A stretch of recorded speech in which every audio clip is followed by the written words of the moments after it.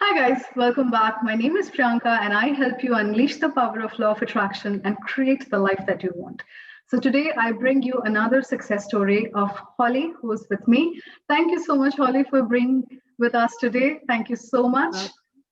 Well, And Holly, if you can just tell us a little bit about yourself, what you do. yeah. So I'm best described as a 49-year-old overweight punk who is. I'm a solicitor. I'm a qualified barrister, and I teach law Wow, to postgraduate law students. wow. I So think that's that's that's the best what I do. introduction anybody has given. Yeah. So that's kind of who I am. I live with my daughter, who's 21, Oh, uh, okay. and we've got a dog and lots of cats, and we just kind of muddle along together as a team. Wow, you just had me at dog. Yeah, yeah, he's It's lovely. amazing to live with animals. I know I had a dog myself, and it's the feeling is amazing. It's Oh beyond yeah, words. it's unconditional love. That's what it Yes, is. yes, absolutely. Unlike cats who seem to just put up with you, Yeah, the dog really does know how to love. There's no doubt about it. yeah, It's absolutely. very good for your well-being, I would say. I know. It's. I think they have a lot to contribute to your mental Yeah. health. Oh, definitely. Just going Yeah, out for that walk and all yeah, that is, yeah, yeah, absolutely. yeah. Great. Thank you for that lovely introduction of yours. So, Holly, as I was talking to you, so what was that period in your life which caused that change or that transformation that we talk about? Because we all go through a certain period or certain phase in our life. You have been through it. I have been through it, and I'm sure all of my viewers who are going to watch this has also been through or maybe going through situations when we give up on all the hopes of on our dreams on our aspirations and we feel that life is not worth it. Either it's because of a relationship that matters a lot to us and it did not work out, or a childhood, or the people, the surrounding, they don't support us. Sometimes they people unknowingly or knowingly use negative words which Mm. affects our mindsets, which makes you pull down and things like that, which makes us believe that we are not enough, which Mm. makes us think we are not good enough for ourselves or for anyone else. So what was that struggle period in your life, Holly? Um, well, it was sort of my later 20s and early 30s. I mean, we're all products of our past in some form or other, aren't we? Yeah, And I had quite a troubled upbringing, but that wasn't the turning point as such. But that sort of created quite an insecure person. yeah, I was yeah, full of self doubt, full of that imposter syndrome, as you do. yeah. But I got married to a lovely man, and we decided to start a family. And unlike what it seemed like everybody around us, having a baby proved to be really, really tough. And it wasn't so much the problem of getting pregnant; it was the problem of holding on to the babies. And by the time I got to 27, I'd had 7 miscarriages and a stillbirth. Oh my And god, 7 yeah, miscarriages. That and it got to the point where I didn't know if I could carry on, to be quite honest with Oh you. my god. I mean, the miscarriages, I can remember every one of them vividly, and I feel like I lost a little bit of myself with each Yeah, one of them. yeah. I named every one of them, um, but the stillbirth that I had, that really took a big part of my core with it. Um, and uh, I mean, it was very difficult. Nobody should ever have to bury their child, Of right? course. Yes. It was. I had a wonderful consultant in the hospital who said to me, "I'm not going to tell you to stop trying, but I don't know why you can't hold on to your babies. I don't know what it is." And Yeah. we had to go through awful things like my daughter, who was stillborn, had to have a post mortem, and the thought of somebody performing a post-mortem on it, I mean, it took me months just to get rid of that image in my mind. Um, and she was born perfect. She was absolutely beautiful. There was no obvious concerns as to why it had happened. We just didn't know. And so my husband and I decided we would take a little bit of a breather. We had never actually had a honeymoon. So we thought the best thing we could do for ourselves is just to have a little bit of a breakaway. So Yeah. we did. Um, it sounds terrible, but inevitably I came home pregnant, and went into an absolute blind panic, went to see the consultant who admitted me pretty much straight away and kept me in hospital for the whole of the pregnancy. Okay. And the turning point in my life is twofold. Okay. The first part of that is the birth of my beautiful daughter, and who survived despite all sorts of issues, and arriving early and all that kind of stuff. And when I was handed that baby, and I looked at her, and apart from that feeling of being hit by a bus, my God, I've got to look after this little person. I felt like everything had lifted from me. And I think what it was is, up until the point of having my daughter, my healthy daughter, the only way I could have described how I felt about babies was empty arms. Because you have all the same feelings, you have all the same things that happen to you as somebody who has a healthy baby. So you have a stillbirth, you still have milk, you still have all that kind of stuff. But your arms are empty. And suddenly my arms were full. And I was like, oh, this is amazing, right? And she, from that moment, has been my inspiration, and that has never ever stopped. She is still now my inspiration.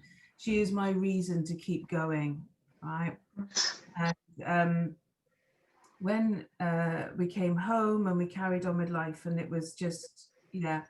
I, however, physically wasn't very well, and it took me, well, I never really got over the physical side of losing those babies at stillbirth, or even having my healthy daughter, which was quite traumatic.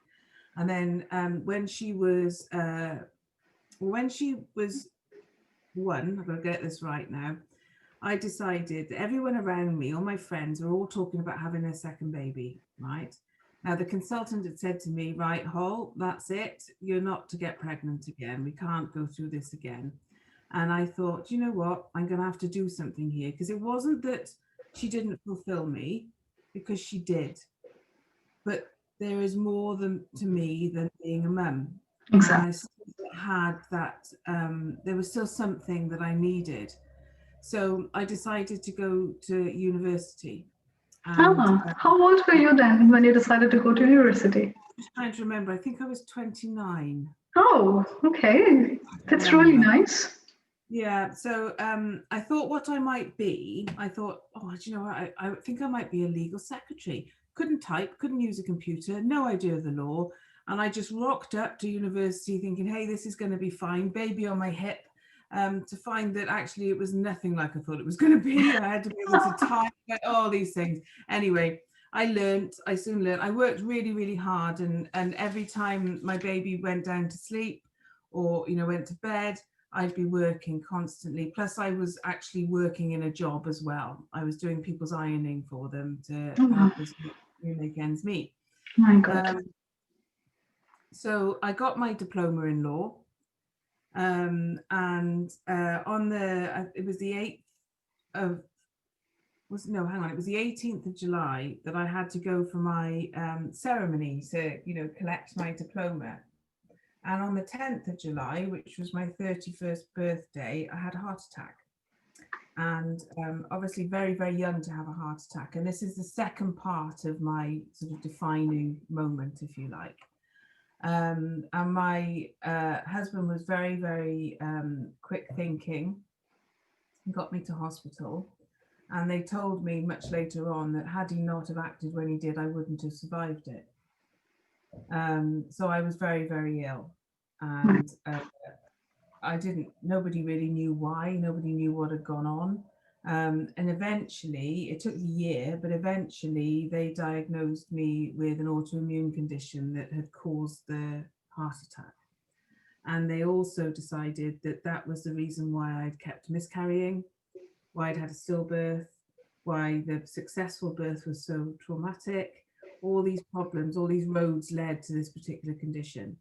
And whilst it's not life limiting, it's there for life.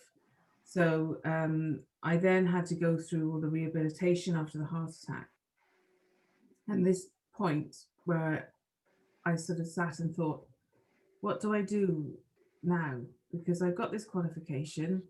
Am I well enough to go to work? Is anybody even going to want to employ me? You know, what can I possibly do? And I've got this little girl who is reliant on me.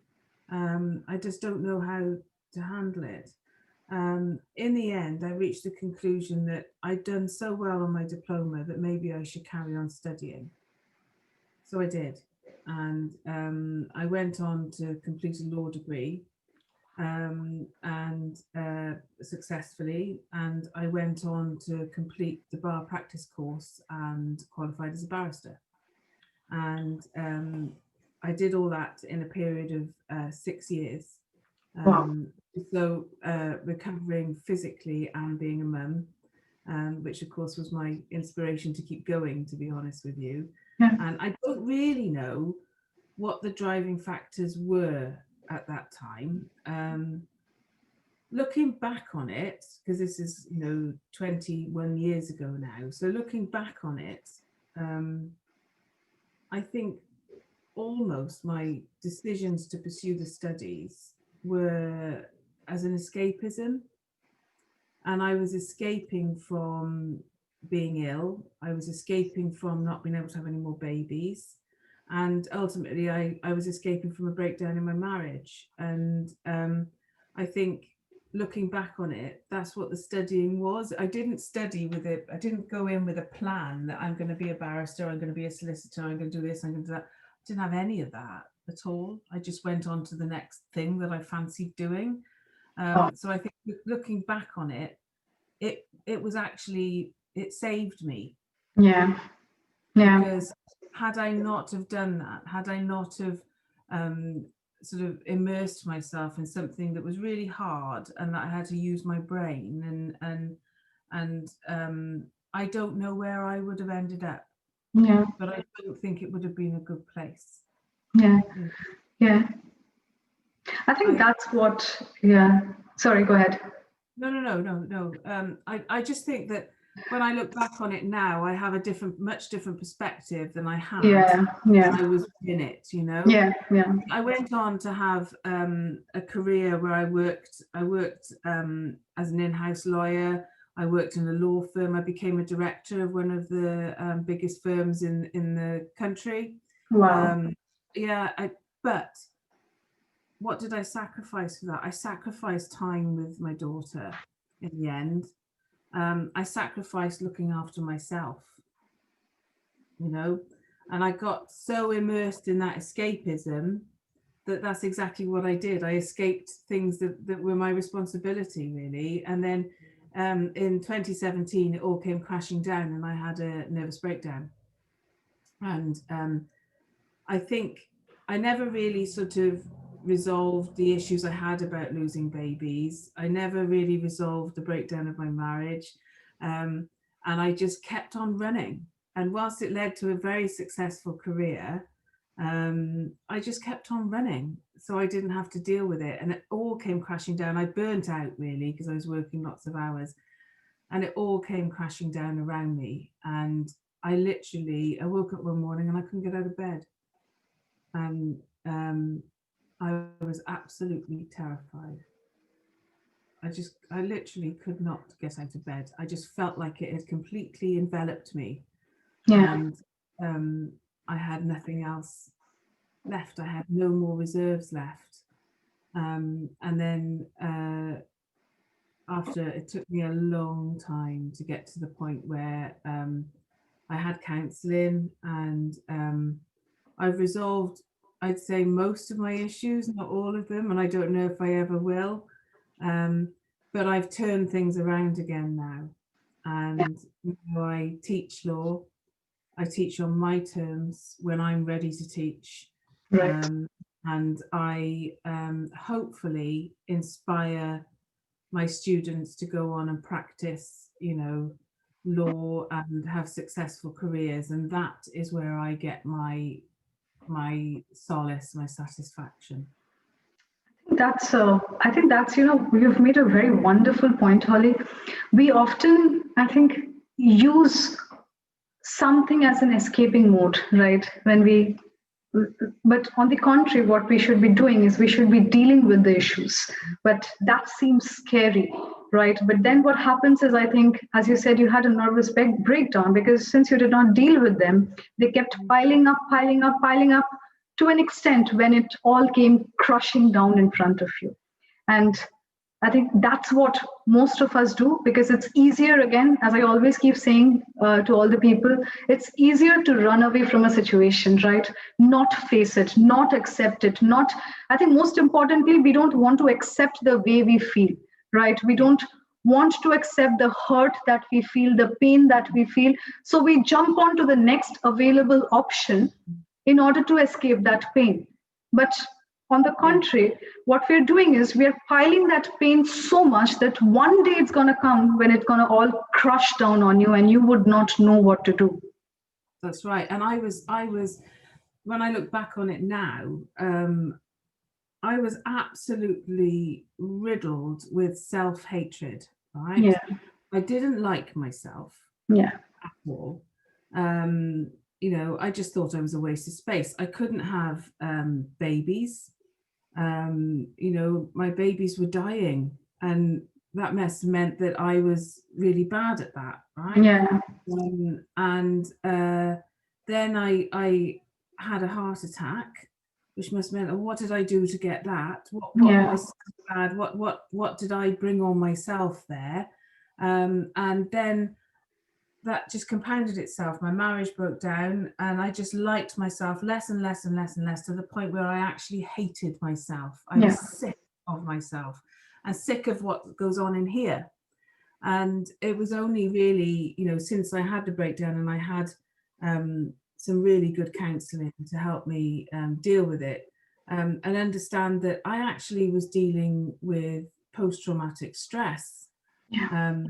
But I hadn't dealt with it, and postnatal depression is something that is just such a powerful, destructive thing. But back 20 odd years ago, it wasn't thought of that you would necessarily suffer with postnatal depression if you didn't have a baby.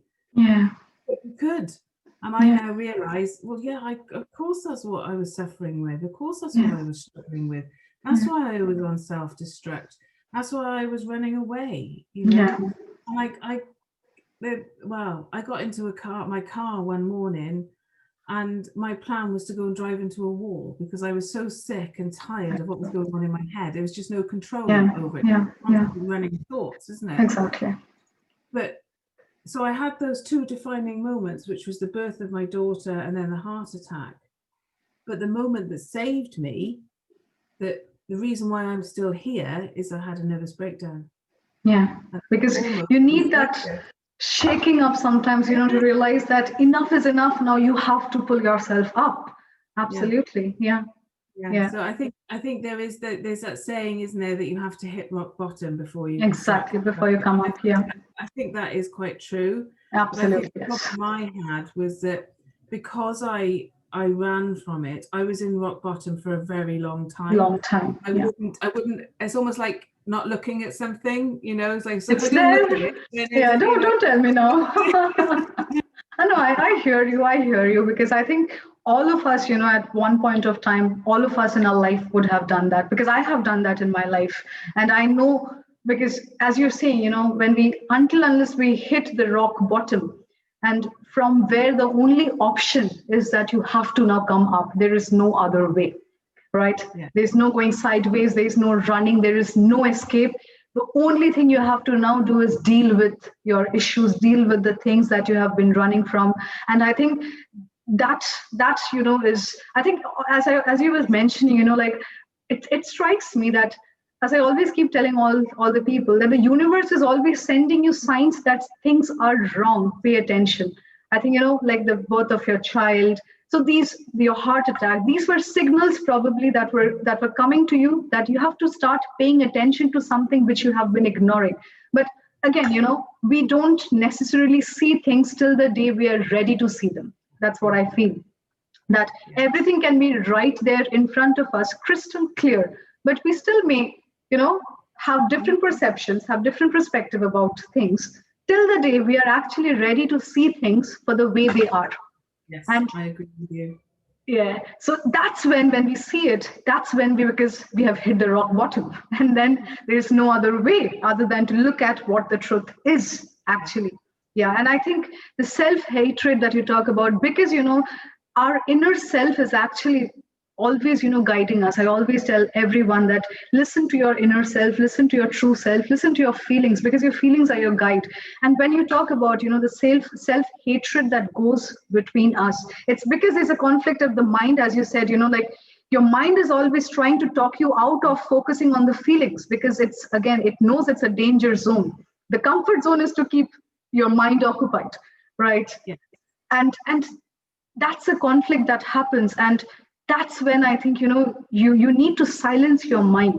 The day you learn to silence your mind, you calm your mind and listen to your true feeling, your true self, I Mm. think things just comes falling in place, because you have to solve a problem in order to let it go, right? Mhm. I think you need to allow yourself space. Now, Yes. I think, we can use that term quite loosely. I mean, space for one person is different to another, isn't it? Another person, absolutely, yes. Whatever it is that, whatever it is that gives you that moment of respite from that Yeah, busy mind yeah, is where you need to go. And the more you use that space, the stronger you become. yeah. So, I mean, I have a friend who used walking up mountains. Hmm. Like, walking up mountains was her thing. Do you know what mine was? Knitting. Never would have thought I'd say that. Knitting. I'm really bad at it. I drop stitches all the time. I've never finished a thing, right? I just keep That's starting okay. new things.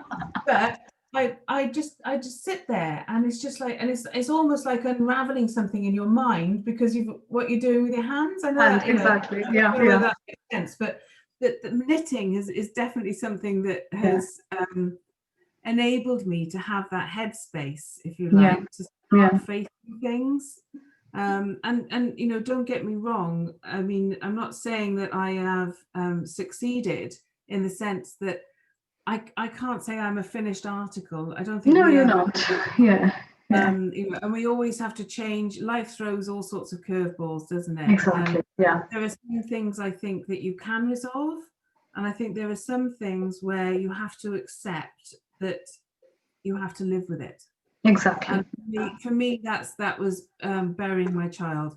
That is something that I have never ever been able to get over, but I have learned to live with it, and I'm yeah, sat here talking to you about it now. yeah, You yeah, know, and yeah, that's a demonstration of the fact that losing her was the worst thing in the world, right?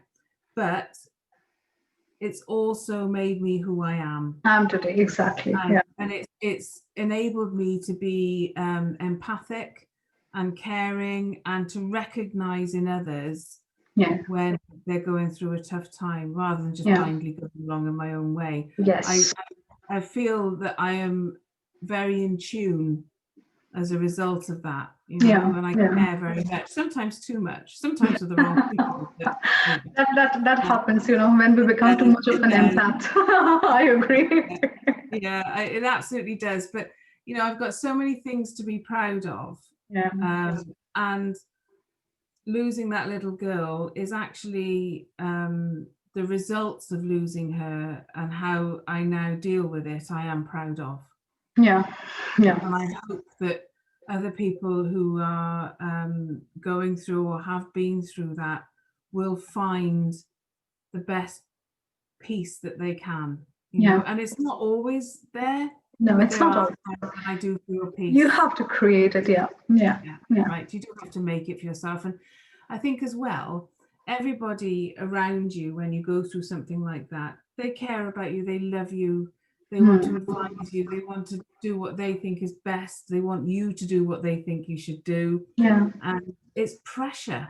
Yeah. That is That pressure. is pressure. And Absolutely. Yeah. and the only thing to do is just to say, I love you too, but just back off, Exactly. Yeah. have Yeah. my way and Yeah. indulge yourself. Whatever you feel is right is right. Yeah. You don't Exactly. At that have point of to time, you need to do everything that makes you feel, come in that zone of calmness. yeah, yeah, absolutely. Yeah. Yeah. That's so amazing. It's I started getting goosebumps listening to your story. But yeah, I mean, it's not always easy, and I think what most of us get hooked into is that we just hold on to that situation, right? Mm. We don't let go of the situation, I think. And I have I don't I mean, I think it's not only from life perspective, it's from everything, right? We hold on to that expectation from just that one person or that one situation, and if that person or that situation does not serve, we don't Mm. it's difficult to let that go, and we Yeah. we refuse to look at other things, right? And that's where I think most of the time our problem is created, because Yeah. what is gone. You need to sometimes, as you said, accept things for the way they are. Acceptance is It's very, about, very important. yeah, it's about learning as well, Yeah, what's within your control, exactly. you What's know, within your control? Exactly. what's within your control. If Yeah, it is within your control and it's bothering you, do something about it. yeah, If it's not within within your your control. control and it's bothering you, get over it. Get And I over know it. and I hate that sentence, get over it. People have said that to me when I've been sat crying over something, or I don't know.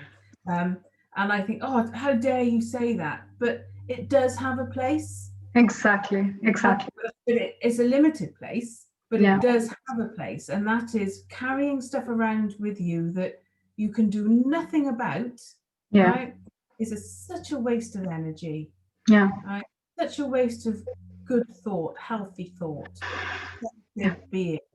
Um, channel it where you can do something Fluid positive, stuff. Yeah, yeah, yeah, and just drop it, get over it, move on yeah. from it. And we've all been there. I mean, I was, my marriage broke down, and it took me a very, very long time to move on and accept the fact that it had broken down.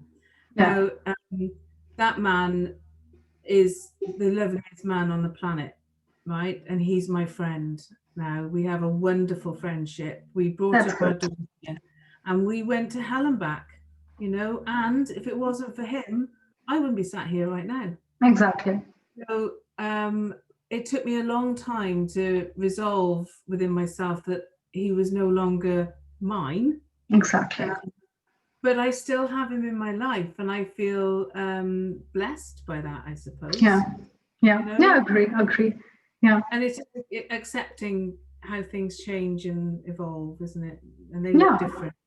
yeah, yeah. Absolutely. I completely agree with you. I think it's about letting go of that idea about how you expected things to be, and more embracing what it is. And the moment you start embracing what it is, I think life just becomes more beautiful, and then opportunities and everything starts coming on, because you're not no longer holding on to anything, right? Yeah, yeah. Yeah. And I think as well, I mean, I would say that I'm in a relatively healthy place, Yeah, absolutely. emotionally. We all have our little chinks in our armor, don't we? But I'm relatively healthy, and it's enabling me to pursue, um, being a university lecturer, which I Wow. was in my plan, but I don't really have a plan. Yeah. It's kind of given me confidence to take risks, Yeah. measured risks. But Yeah. I'm a lawyer after all. Yeah. Yeah. But Yeah. it's enabled me to springboard some things in my life. That, you know, like being a lecturer, a new relationship, you know, experiencing and learning new things. And Yeah. I'm now like, oh yes, let's go here. Oh yes, let's try Let's go that. there. Yeah. Yeah. Years ago, I'd be like, oh, do you know, no, I'm not really into Yeah. that. You know, but Yeah. since I had that nervous breakdown, I play in a brass band. Oh, Uh, wow. I know, I know. I'm not particularly good. There's only the odd right note, It but they're a doesn't very have to be. You just need to play. they're an amazing band and an amazing group of people. And music is so fabulous for mental health. Yeah, And it going is. to band practice, you know, is just so much fun. I love it, and I love the people there. You know, and it's just things like that. Just take on something new. Don't be scared. What's the worst that can happen? Happen. Yeah, exactly. Yeah. Worst can happen is if I turn up and play a load of wrong notes. And I've Yeah. been doing it for 3 years now. I know. Yeah, few people are gonna laugh and say, "It's okay, you're playing wrong." Like, okay. They're all fine. They would be really shocked now, I think, if I played it really well, you know. So, but it's about just accepting the fact that I am only 49, right? Yeah. And all right, so I carried some heavy stuff around for a Yeah. big chunk of my life, and to a point I still do. But now my approach to it has changed. Yes, that's very good. That's beautiful. To be willing to actually live and not just exist. Exactly. And that's important. That's very important to live and not just exist. Yeah, because, and to all the young people out there who are still in their 20s, unlike, Yes. and who reach out to me saying that I had a bad breakup and my life is over and everything. It's, you know, I understand, because when I was at that age as well, and I had that kind of thinking, oh my God, if my boyfriend left me, I would have, that's the end of my life, nothing would. But trust me, you live. You live, Yeah. and you live well, actually. You know, and I always say this, that everything that you think right now that you cannot do without is actually the thing you're going to not need in the near future. A very dear friend of mine said to me that life is like a book. Yeah. But the amount of chapters within it depends on you. Yeah, absolutely. Yeah, yeah. So we just need to keep writing new chapters in our life. Keep Yeah. on writing your chapters, keep on Yeah. turning the pages. Pages. You know? Yeah. It doesn't have to be a page turn that's necessarily a great thing. It I doesn't know. have to be an awful thing. It might just be something boring, but it doesn't Yeah. matter. Keep Exactly. on. Keep on doing that. doing. You Yeah. are only here once, and you have to embrace things that come your way. Yeah, absolutely, absolutely. And once you start embracing things, more opportunities and more beautiful things starts coming into your way. You know, Absolutely. yeah. Thank you so much, Holly, for sharing that wonderful, You're story very of welcome. yours, your inspiration. It really, really, it made me feel very happy. You know, I was having goosebumps listening to your story, and then I'm so like cheered up right now. You know, as well. So, guys, I hope you do like this video, and if you do like it, please give it a thumbs up. Share it with all your friends, your family members, whoever needs to listen to this inspiration, that life is a book. You need to keep turning on the pages, even if it's the most boring one or the most dangerous one, or even if it is the most loving one. You still need to turn the pages sometime. So keep turning the pages, keep writing new chapters in your life, and do subscribe to my channel, press the bell icon, because I make videos every week and you will get a notification every time I post a video. So thank you for joining today, and I'll see you all again soon. Bye-bye.